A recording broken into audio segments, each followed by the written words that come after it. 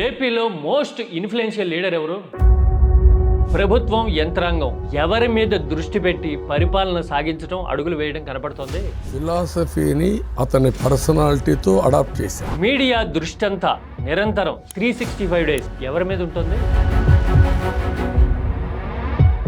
దీనికి సమాధానం ఏం చెప్తారు? మామూలుగా ఏ రాష్ట్రంలో అయినా ముఖ్యమంత్రి చైర్లో ఉన్న వ్యక్తి, అధికారంలో ఉన్నవాళ్ళు అని కదా చెప్పాలి సమాధానం. కానీ ఏపీలో మాత్రం చాలా విభిన్నంగా వైఎస్ జగన్ అనే సమాధానం వినపడుతుంది. ఎందుకని? మీడియా ఫోకస్ అసలు ప్రధాన వార్తాపత్రికల్లో ఫ్రంట్ పేజీ వార్తల్లో సగానికి పైగా రోజు ఎవరి మీద ఉంటాయి? పాజిటివ్ నెగిటివ్ అనేది తర్వాత పార్టీల పొత్తులు, వ్యూహాలు, భవిష్యత్ కార్యాచరణ ఎవరి మీద కన్నేసి నిర్ధారించుకుంటున్నారు? పొత్తులు కానీ ఎత్తుగడలు కానీ జగన్ మీదే కదా. ప్రభుత్వం యంత్రాంగం ఎవరు లక్ష్యంగా పనిచేస్తుంటారు? విమర్శలు చేయటం కానీ, విపక్ష నాయకుడు బయటకు వెళ్తున్నాడు అంటే పర్మిషన్లు ఇవ్వకపోవటం కానీ. గుర్తుపెట్టుకో, ఎల్లకాలం ఇలా మాదిరిగా ఉండదు. విపక్ష హోదా కూడా లేదు అని చెప్తూనే నిరంతరం ఎవరి నామస్మరణ వినపడుతూ ఉంటుంది? వైఎస్ జగన్ ఇక్కడ ఏమడుగుతున్నారు? రేపు మళ్ళీ గ్యారంటీ ఏంటి అంటే జగన్ అంత రిలవెంట్ గా ఉన్నాడు అని అర్థమా? మరి ఇంత రిలవెంట్ గా ఉన్న జగన్ చుట్టూ నెగిటివ్ ప్రచారాలే నిరంతరం ఎందుకు జరుగుతూ ఉంటాయి? ఇంతమంది ఏకమై ఎదుర్కోవాల్సినంత బలవంతుడు జగన్ అయితే గనక రాజకీయంగా వైసీపీ ఎందుకని 11 సీట్లకు పడింది 2024లో? అన్నిటికీ మించి పోలింగ్ ప్యాటర్న్ మీద, ఈవీఎం పనితీరు మీద ఎందుకు ఇప్పుడు ఏపీ వ్యాప్తంగా గగ్గోలు వినపడుతోంది? అంటే రాజకీయ మంత్రాంగం, మీడియా తంత్రం, ఈవీఎం యంత్రం, ఈ మంత్ర తంత్ర యంత్రాలన్నీ జగన్ వ్యతిరేకంగా పనిచేశాయి అని మెజారిటీ జనం అనుకునే పరిస్థితి ఎందుకు వచ్చింది? మరి ఈ సవాళ్ళన్నింటినీ తట్టుకొని జగన్ 2029లో మళ్ళీ పోల్ పొజిషన్లోకి రాగలరా? అధికారాన్ని సాధించి చూపించగలరా? ఈ ప్రశ్నకి సమాధానం తెలియాలంటే అసలు వైసీపీ సమస్య ఏంటో తెలియాలి. ప్రస్తుతం ఆ పార్టీ గ్రాఫ్ ఎక్కడుందో అర్థం కావాలి. అలా అర్థం కావాలంటే మనం స్వాట్ అనాలిసిస్ చేయాలి.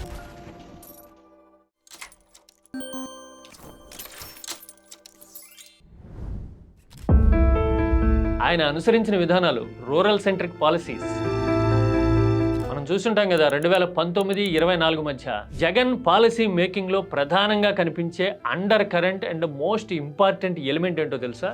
ఏపీలోనే ఉండే జనాభాని దృష్టిలో పెట్టుకుని పాలసీలు తయారు చేయటం. జగనేమి ఆఖరి నిమిషంలో చుట్టుపక్కల రాష్ట్రాల నుంచో విదేశాల నుంచో ల్యాండ్ అయిపోయి ఓట్లు గుద్దేసి వెళ్ళిపోయే జనాభాని దృష్టిలో పెట్టుకొని పాలసీ మేకింగ్ చేయాల. అందుకోసమే రూరల్ సెంట్రిక్గా ఉన్నాడు అంటే ఏపీని నమ్ముకొని ఏపీ మీద ఆధారపడిన జనాభా కోసం జగన్ పనిచేశాడు.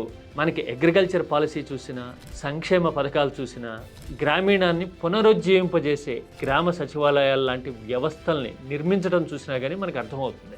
అందుకోసమే జగన్కి రూరల్ ఏరియాలో మాసెస్లో ఇప్పటికీ చెక్కు చెదరని బలం ఉంది. అందుకోసమే ఎందరూ ఏకమైనా కానీ 40%తో నిలబడ్డాడు జగన్.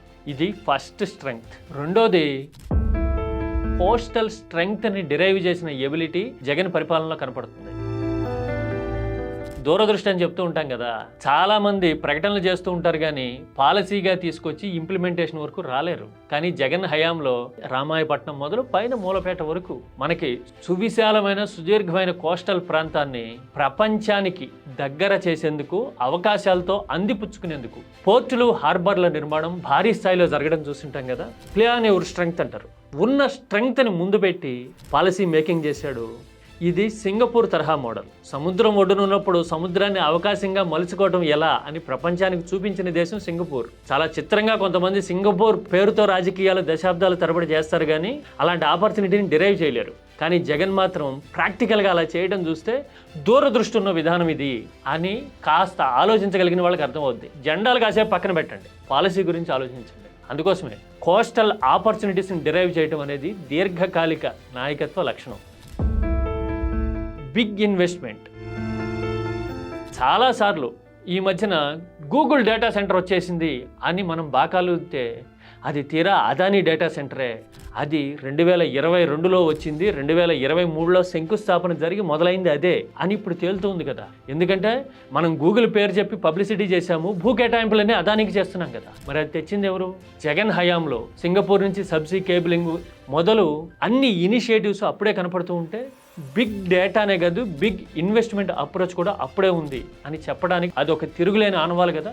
ఈ మధ్య కాలంలో కాకినాడలోనో మరో చోట అమోనియా ప్లాంట్ లాంటివి, గ్రీన్ హైడ్రోజన్ లాంటివి ఓపెన్ చేస్తూ ఉన్నామంటే అవన్నీ అప్పుడు వచ్చినవే కదా. ఆ తర్వాత సోలార్ లాంటి ఎనర్జీ మీద దృష్టి పెట్టి నెల్లూరులో ఇండోసోల్ లాంటివి కంపెనీలను తీసుకొచ్చింది కూడా జగన్ హయాంలో.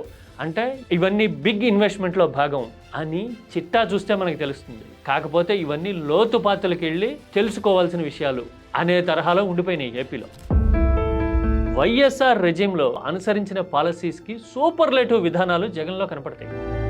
వైఎస్ఆర్ రైతు సెంట్రిక్గా పాలసీలను తీసుకురావడము ఓ దశలో మన్మోహన్ మీద ఒత్తిడి తెచ్చి దేశవ్యాప్తంగా, ఏపీలోనే కాదు, రుణమాఫీ చేయించడం చూశాం కదా. మరి జగన్ అదే రైతుల కోసం ఆర్బీకే లాంటి విధానాలు తీసుకురావడమే కాదు, పంటలకి సాయం చేసేందుకు చరిత్రలోనే తొలిసారిగా రైతు భరోసా లాంటి విధానాలని ప్రపోజ్ చేయడమే కాదు, ఇంప్లిమెంట్ చేయడం కూడా ఆంధ్రప్రదేశ్ చూసింది కదా. అలాగే వైఎస్ఆర్ టైంలో ఆరోగ్యశ్రీ వచ్చింది పేదల ఆరోగ్యం కోసం.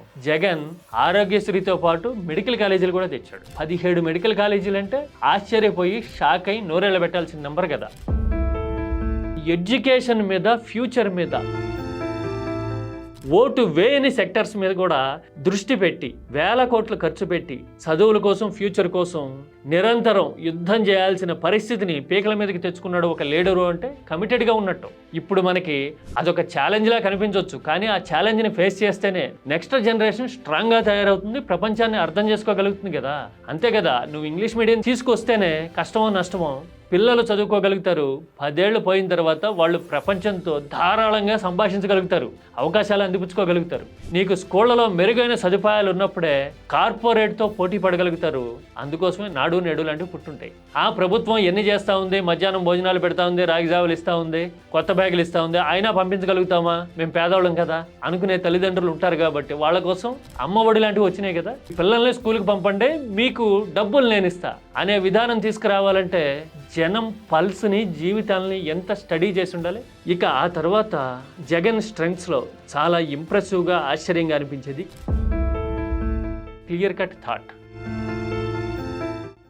నేను రెండు పక్కలా చూసిన వాడిగా నేను ఒక మాట చెప్పగలుగుతా. టెక్నాలజీ పేరుతోనో లేదంటే మేధావితనం ఉంది అని నమ్మించడంతోనో రాజకీయం నడపాలి అనుకునే తత్వానికి విభిన్నంగా, ఏంటి ఆ తత్వానికి విభిన్నంగా అవసరమైన వరకు సబ్జెక్ట్ మాట్లాడుతూ ఏ విషయం మీదైనా లోతుగా స్టడీ చేసే తత్వం జగన్లో ఉంటుంది. మీరు సందర్భం వస్తే ఎప్పుడైనా సరే ఒక 2 నిమిషాలు మాట్లాడి చూడండి. ర్యాండమ్ సబ్జెక్ట్ ఏదైనా తీసుకుని, ముందుగానే సిలబస్ ఏం చెప్పక్కర్లా, పోలవరం ప్రాజెక్ట్ తీసుకోండి, లేకపోతే గనక రాష్ట్రంలో మహిళల పరిస్థితి తీసుకోండి, రైతుల ఆర్థిక స్థితిగతి అని తీసుకోండి, వెంటనే ఆయన నెంబర్లు చెప్తూ ఉంటాడు, ఎదురుగా ఏదో చిట్టా పెట్టినట్టు. అన్న ఏపీలో 60 లక్షల మంది రైతులు ఉన్నారన్న, వీళ్ళందరికీ అన్ని నెంబర్లతో మాట్లాడుతుంటాడు. లేదంటే పనిచేసే ఏజ్ బ్రాకెట్లో ఉన్న మహిళలన్నా 1,80,00,000 మంది వరకు ఉంటారు, వీళ్ళందరి కోసం అని చెప్పి వివిధ రంగాల వారీగా అసలు ఎలాంటి అప్రోచ్ ఉండాలో చెప్పేస్తుంటాడు. పోలవరం లాంటి నిర్మాణాల విషయానికి వస్తే క్యూబిక్ మీటర్ల దగ్గర నుంచి, పెట్టుబడి దగ్గర నుంచి, దాని నుంచి డిరైవ్ చేయగలిగిన అవుట్పుట్ కూడా మాట్లాడుతుంటాడు. మరి ఇన్ని స్ట్రెంగ్స్ ఉన్నాయి కదా, ఈ స్ట్రెంగ్స్ అన్ని 2024లో ఏమైపోయినాయి చూద్దాం. స్వాట్లో రెండోది వీక్నెస్, వెంజెన్స్. అదేంటి వెంజెన్సా? జగన్ కక్షపూరితంగా వ్యవహరించేశాడా అంటే మీకు ఒక విజువల్ చూపిస్తా చూడండి. జగన్ అధికారంలోకి వచ్చిన కొద్ది రోజులకే ప్రజావేదిక కూలిన దృశ్యాలు ఇవి. అదొక కట్టడమే కదా, కరకట్ట మీద ఉంది కదా, అది అనుమతులు లేనిదే కదా అని చాలా మంది మాట్లాడొచ్చుగాక. కానీ ఈ దృశ్యాన్ని ఒక ఐకానిక్ విజువల్గా చూపించి జరిగిన ప్రచారం ఉంది చూసారా, జగన్ మొత్తం విధ్వంసం చేసేస్తాడు, జగన్ కక్షపూరితంగా వ్యవహరిస్తాడు అని కొట్టిన ముద్ర ఉంది చూసారా, ఆ ముద్రకి కేంద్ర బిందువు ఈ దృశ్యమే. దాని పక్కనే ఉన్న నిర్మాణం ఇప్పటికీ అలాగే ఉంది, అందులోనే నివాసం కూడా కంటిన్యూ అవుతూ ఉంది. అంటే మన పాలసీలు లాఫులా అన్లాఫులా అనే దానికంటే కూడా నువ్వు ఏం కన్వే చేసావు, ఏం ముద్ర వేస్తున్నావు, ఎంత సక్సెస్ఫుల్గా వేస్తున్నావు అనే దాన్ని బట్టి రాజకీయ నిర్ధారణ అవుతుంది అని చెప్పడానికి ప్రజావేదిక కూల్చివేత, వెంజెన్స్ ముద్ర అనేవి ప్రబలమైన ఉదాహరణలు. ఈ వెంజెన్స్ ముద్ర జగన్ మీద వచ్చి రావడంతోనే పడింది. రెండోది జగన్ మీద మీడియా కానీ అపోజిషన్ కానీ ప్రజావేదికతో మొదలుపెట్టి విధ్వంసం చేసేస్తున్నాడు అనే ముద్ర వేస్తూ ఉంటే జగన్ సైలెంట్గా తన పని తాను చేసుకుంటూ పోయారు. బటన్ నొక్కుతూ ఉన్నాం, సంక్షేమ పథకాలు అమలైపోతూ ఉన్నాయి, ప్రతి 45 డేస్కి ఒక ఈవెంట్ జరిగిపోతూ ఉంది, ఇన్ని డబ్బులు ఫలానా వాళ్ళకి పంపుతున్నాము, ఇస్తున్నాము, డిస్ట్రిబ్యూట్ చేస్తున్నాము అనే ధోరణిలో సాటిస్ఫాక్షన్ వెతుక్కున్నాడే తప్ప అసలు విధ్వంసం వర్సెస్ విధానం అనే కాన్ఫంట్రేషన్ తీసుకురావాలని జనానికి వివరించాలని అనుకోలే. అలా ఎందుకు అనుకోలేదు అని అడిగితే నేరుగా టక్కున ఆయన సమాధానం చెప్తాడు. ఇప్పటికీ అన్న ప్రయోజనం పొందిన వాళ్ళకి తెలియదా అంటాడు ఆయన. ప్రయోజనం పొందిన వాళ్ళకి తెలుసా లేదా అనేది సెకండరీ. ముందు ప్రపంచానికి ఏం చెప్తున్నాము, ఎలాంటి ముద్ర పడుతోంది అనేది కదా పాయింట్. ఆ పాయింట్ని అర్థం చేసుకోలేకపోవడం వల్లే విధ్వంసం అనే ముద్ర పడింది. మీడియా లేకపోవడం వల్ల ఆ ప్రభావం మౌంట్ అవుతూ ముంచేసింది. అవతల పక్కన మీడియా సంస్థల క్రియేషన్ సపోర్ట్ అనేది 25 ఏళ్లుగా జరుగుతూనే ఉంది ఇప్పటికీ. అలాంటి మీడియా ఎలాంటి ఫ్రూట్స్ ఆ పార్టీకి, జగన్ ప్రత్యర్థులకి అందిస్తోందో తెలుస్తూనే ఉన్నా కానీ కళ్ళు తెరవకపోవటం అనేది వీక్నెస్లో ప్రధానమైంది, అతి పెద్దది కూడా. Button pressing policies. జగన్ ఎప్పుడు బటన్ ప్రెస్సింగ్ అనే దాని గురించి పబ్లిసైజ్ చేయడానికి, చెప్పడానికి, తాను బటన్ నొక్కి అందరికీ సాయం చేసేస్తున్నా అనే ఇంప్రెషన్ ఇవ్వడానికి ఇచ్చిన ప్రాధాన్యం మిగతా పాలసీస్కి ఇవ్వాల అనేది ఓపెన్ సీక్రెట్ కదా. పోర్టుల విషయంలో కానీ, ఇన్ఫ్రాస్ట్రక్చర్ విషయంలో కానీ, పెట్టుబడుల విషయంలో కానీ, లేదంటే గ్రామీణ ఆర్థికాన్ని పునరుత్తేజితం చేయడానికి అనుసరిస్తున్న విధానాల విషయంలో కానీ, ఇదిగో పాలసీస్ ఇలా ఉంటాయి, ఇది కాంప్రహెన్సివ్ మోడల్ అని చెప్పుంటే గనక ఎలా ఉండేదో తెలియదు. కేవలం బటన్ నొక్కుతాడు అనేదానికి అనుబంధంగా అప్పులు కూడా చేశాడు అనేదానికి కంటిన్యూస్గా విధ్వంసం చేస్తున్నాడు అని ఈ మూడింటిని కలిపి కొట్టి ప్రచారం ముంచెత్తింది. దానికి తోడు ఎన్నికల సమయం వచ్చేసరికి తీసుకున్న నినాదం ఏంటి? పేదల వర్సెస్ పెద్దలు అన్నాడు. దాన్ని కులాలంటే ఎగిరి గంతేసే ఏపీ ఎలా అర్థం చేసుకుంది? ఫలానా కులాలు వర్సెస్ ఫలానా కులాలు అని రాజకీయం వాళ్ళకి ఎక్కించేసరికి అమ్మో ఫలానా కులాల వాళ్ళని తీసుకొచ్చి మన మీదకి ఎక్కిస్తాడా అని భయాందోళనతో ఉలిక్కిపడిన మాట వాస్తవం. గుండెల మీద చేసుకుని చెప్పండి. రూరల్ ఆంధ్రప్రదేశ్ పల్స్ తెలిసిన వాళ్ళందరికీ నేనేం చెప్తున్నానో మీకు అర్థమై ఉంటుంది కదా. మరి ఆ సూత్రీకరణ ఎవరు చేశారో కానీ, క్యాచీగా ఉందని వాడారో లేకపోతే మరే కారణమో కానీ అది తీరని నష్టం చేసిన మాట వాస్తవం. యాంగ్జైటీ. నీకు అధికారం ఇచ్చింది 5 ఏళ్లకి. మొదటిసారి అధికారంలోకి వచ్చినప్పుడు వ్యవస్థను అర్థం చేసుకోవడానికి మినిమం సంవత్సరం పడుతుంది. ఈ లోపల కరోనా వచ్చి పడింది, దాని ప్రభావం 2 ఏళ్ళు ఉంది. అంటే నికరంగా నీ చేతిలో ఉన్నది 3 ఏళ్లే కదా. 3 ఏళ్లలో రాజకీయ నేరేటివ్ తీసుకుని మూలాలని పటిష్టపరుచుకొని నీకు సపోర్ట్ చేసిన వర్గాల్ని ఇంటాక్ట్గా ఉంచడం మీద దృష్టి పెట్టకుండా సమూలమైన మార్పులు తెచ్చేయాలి, అసలు జీవితానికి సరిపడా ముద్ర వేసేయాలి, సంస్కరణలన్నీ తెచ్చేయాలి అనుకోవటం యాంగ్జైటీ కదా. విద్యా వ్యవస్థలో మార్పుల దగ్గర నుంచి, గ్రామీణ ఆర్థిక వ్యవస్థలో మార్పుల దగ్గర నుంచి, వ్యవసాయంలో ఆర్బీకే లాంటి సంస్కరణల దగ్గర నుంచి, ఆఖరికి ల్యాండ్ టైటిలింగ్ యాక్ట్ లాంటివి అన్నీ ఓవర్ నైట్ జరగాలి అనుకోవటం యాంగ్జైటీ కదా. అవన్నీ మంచివి అయి ఉండొచ్చు, అవి చేసి తీరాలి అని అనుకునే ఉండొచ్చు. అఫ్ కోర్స్ పేరు మార్చుకుని ల్యాండ్ టైటిలింగ్ యాక్ట్ లాంటివి ఇప్పటికే అమలవుతూనే ఉండుండొచ్చు. కానీ ప్రత్యర్థులు మీడియా కలిసి ఏం ముద్ర వేశారు? జగనేమో పని చేసుకుని పోవడం మీద ఉంటే మీడియా ఆ పని వెనక గోతులు తవ్వడం మీద, నెగిటివిటీని ఆపాదించడం మీద ఉంది కదా. నాకు ప్రత్యక్షంగా కూడా అనుభవం. ఎలక్షన్ టైంలో ల్యాండ్ టైటిలింగ్ యాక్ట్ అనేది కొంప ముంచేలాగుంది, ఇంత నెగిటివిటీ ఉంది, బజ్ ఉంది దీని మీద అంటే వన్స్ చెప్పిన తర్వాత ఇక దాని మీద వెనక్కి తగ్గకూడదు, మాట మార్చామనే ఇంప్రెషన్ వచ్చేస్తుంది అని నష్టాన్ని ఎదుర్కోవడానికి కష్టపడ్డానికి కూడా సిద్ధపడ్డాడే తప్పితే ఎట్టి పరిస్థితుల్లోనూ వెనక్కి రాకూడదు అనుకున్నాడు కదా. ఇక అన్నిటికీ మించి కులాల విషయంలో, పర్టికులర్గా కాపు లాంటి సామాజిక వర్గాల విషయంలో జగన్ అనుసరించిన ధోరణి కూడా వీక్నెస్లో ముఖ్యమైనదే. ఓ పక్కన ఆ కులపు ఓట్లన్నింటినీ గంపగుత్తగా ఒడిసి పట్టేందుకు ప్రయత్నాలు జరుగుతూ ఉన్నప్పుడు, 2 పార్టీలు అసోసియేట్ అయి వ్యూహాత్మకంగా అడుగులు వేస్తున్నప్పుడు జగన్ థింక్ పొలిటికల్లీ అనే పాయింట్ని మిస్ అయ్యాడు. నేరుగా ఢీకొట్టి ఆ ఫలానా పార్టీకి, ఫలానా నాయకుడికి ఫోకస్ వచ్చేలాగా చేసింది వైసీపీనే. నిరంతరం పర్సనల్గా మాట్లాడడం వల్ల ఎలివేషన్ వచ్చింది అవతల పక్కన. పైగా ఆయన ఏదో విక్టిమైజ్ అయిపోతున్నాడు అనుకొని ఆ సామాజిక వర్గంలో చాలా మంది అటు చూడడానికి కారణమైంది. మీరు చూడండి, స్ట్రెంగ్స్ ఎన్ని ఉన్నాయో వీక్నెస్లు కూడా అన్నీ ఉన్నాయి. అందుకోసమే స్ట్రెంగ్స్, వీక్నెస్లు ఇంత సరిసమానంగా ఉండేసరికి రిజల్ట్ డిజాస్ట్రస్గా రావడానికి కారణమైంది.